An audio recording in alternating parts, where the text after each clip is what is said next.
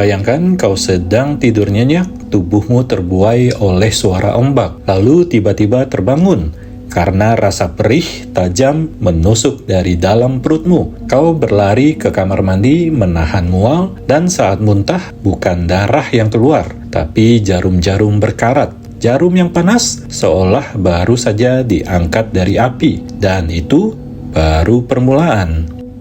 Di sebuah desa pesisir Lombok, hiduplah seorang nelayan bernama Junaidi. Pria berusia 35 tahun ini dikenal ramah, suka membantu tetangga, dan jarang sekali terlibat masalah. Tapi 6 bulan lalu, ia berselisih dengan pamannya sendiri, Pak Darman, gara-gara masalah lahan tambak. Tanah itu dulunya milik orang tua Junaidi, tapi Pak Darman merasa punya hak karena ia yang mengurusnya saat Junaidi merantau. Perselisihan itu berakhir tanpa kata maaf. Sejak hari itu hubungan mereka membeku. Junaidi tak tahu bahwa dendam itu akan dibayar dengan nyawanya. Malam-malam Junaidi mulai dihantui mimpi aneh. Dalam mimpinya ia melihat sosok Pak Darman berdiri di bawah pohon kelapa di belakang rumah, memegang boneka jerami. Bonekanya diberi wajah yang menyerupai Junaidi. Lalu pamannya menusuk-nusuk boneka itu dengan jarum panjang, membacakan mantra dengan suara parau. Junaidi terbangun. Keringat dingin membasahi tubuhnya. Ia mencoba menganggap itu hanya mimpi buruk. Tapi seminggu kemudian perutnya mulai membengkak. Awalnya ia mengira itu masuk angin, tapi rasa sakitnya semakin hari semakin menusuk. Ketika istrinya memijat perutnya, ia merasakan ada benda keras bergerak di dalam. Suatu malam rasa sakit itu tak tertahankan. Junaidi terbangun, memegangi perutnya, dan berlari ke kamar mandi. Ia muntah hebat. Yang keluar, jarum-jarum berkarat. Masih panas, bercampur darah segar.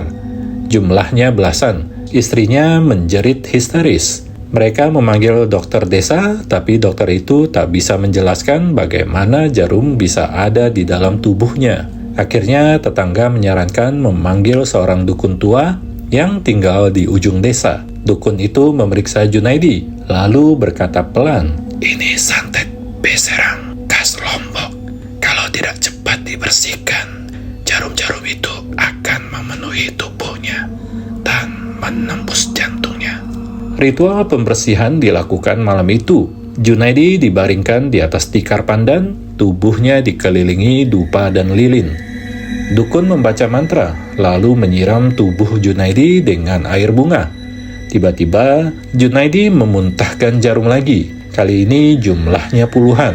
Di luar rumah, tiba-tiba terdengar teriakan Pak Darman.